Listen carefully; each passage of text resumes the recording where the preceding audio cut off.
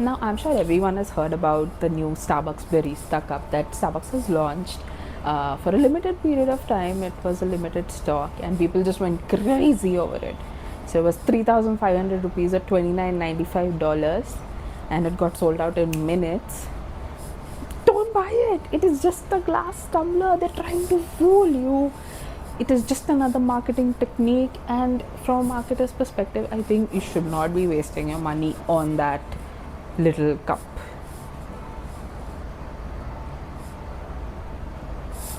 But look how cute.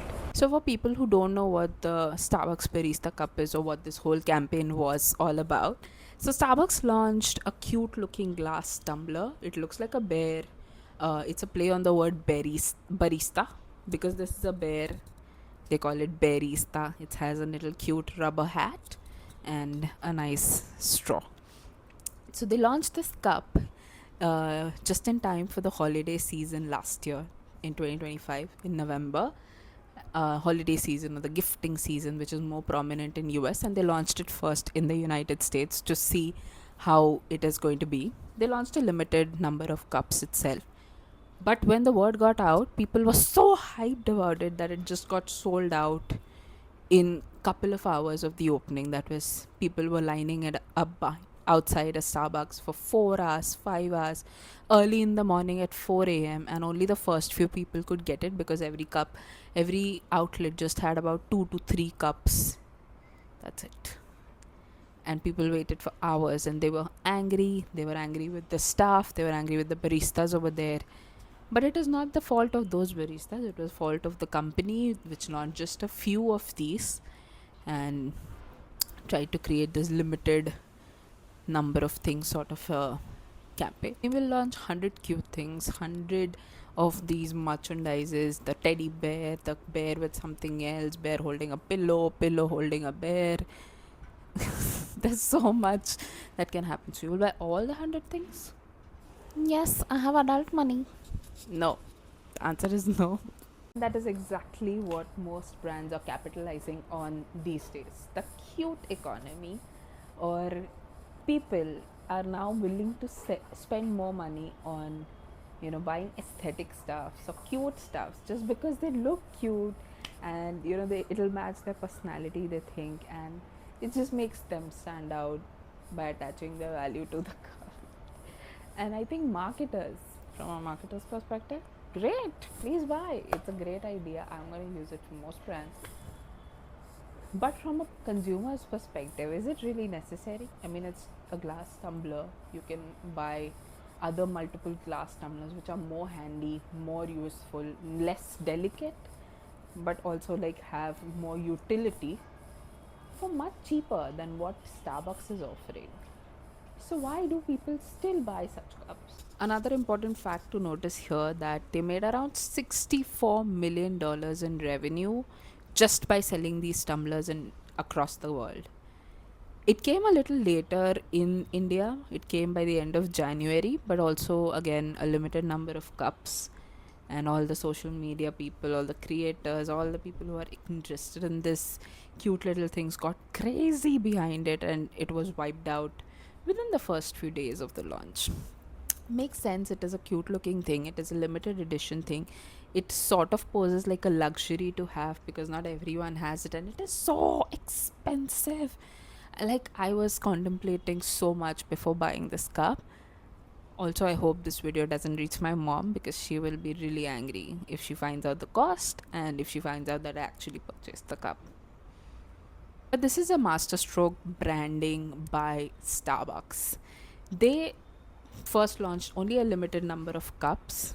They very well knew that the demand is going to be much, much higher. And although they called it a supply chain mishap or, you know, not good planning with the logistics, but it was definitely a part of the branding strategy or the branding campaign, because they wanted to create like a limited edition or a scarce item which is almost as precious as any luxury item to have for the customers. And it did create that effect, because think about it, there are so many novelty stores, or there are so many stores across the world that sell something similar. Don't you think so? There are You might have seen bear cups, you might have seen bear tumblers, which are cute looking, which are fancy, but also for a very lot lesser price than what Starbucks is selling at.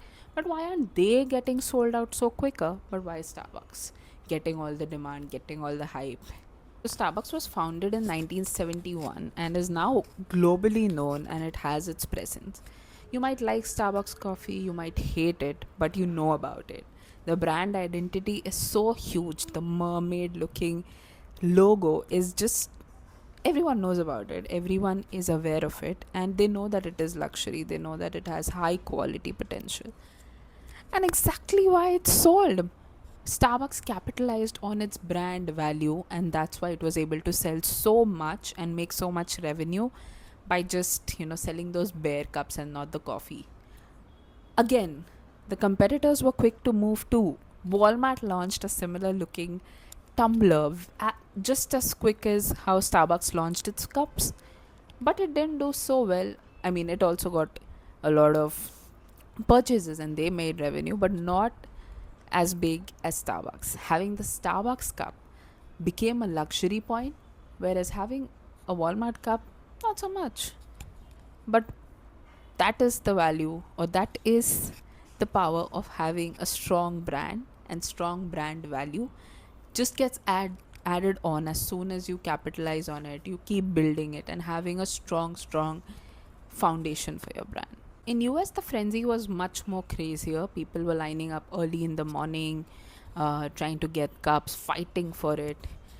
In India, where I went, in one of the locations that I went to, not so much. I mean, people were excited about it, they wanted to see it, but hearing the price points, they were like, maybe it is not worth it.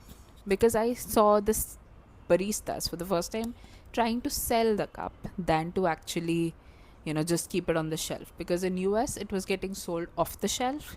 Here, they were trying to actually convince people to buy the cups. I think in India, we have much more value for money, or understanding how, what is important, what is not important, and we have that distinction. Even growing up, we have learned about money is valuable and how you should spend it wisely. So that's why I think most people were not quite inclined towards buying. I saw one person, he was trying to sell this to one person. He saw the cup, he liked the cup. When he found out about the price, no, I don't want it. It's too expensive. It's just another cup. I agree too, but I ended up buying because I wanted to, I am Gen Z. But yeah, I mean, this is one distinction that I noticed personally. It might be different across different outlets or different people. And this is just one sample out of the whole sample size. But yeah, I think this is one thing that was quite different from what I have seen on social media. Talking of social media, the revenue was not the biggest earning of Starbucks. It was the earned media that they got from creators, that they got from people who were just constantly, posting on social media. See, I got a cup, I got a Starbucks cup. And it became a hype. And I mean, I would have loved to post it too. So I am posting right now. But again, so this is what actually added up to the value of Starbucks. Revenue is a great deal, but again, having this earned media, this earned reputation, just increased the brand value of Starbucks by so much, and now people are more inclined or interested towards visiting the store and seeing if they have a cup. If not, then just buying a coffee and leaving. That is again another strategy, and great strategy.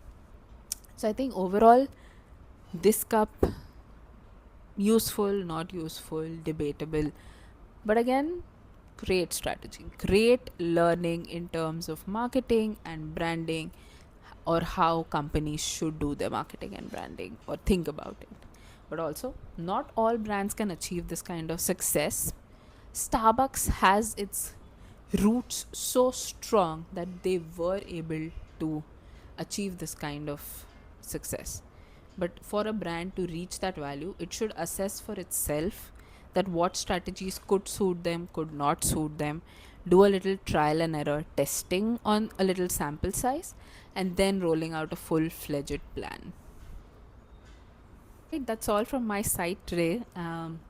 It was a great strategy. It was a great learning for me as well. I did a lot of research and I found so much and was just intrigued and amazed by the kind of things that people do and also how Starbucks managed to ace this. But that's it. If you liked this content and you like to watch such content and understand more deeply about marketing, branding, or how companies are trying to fool you, I'll be there for you. But just follow, subscribe to my channel, and leave a like if you liked it. Share it with your friends. Bye.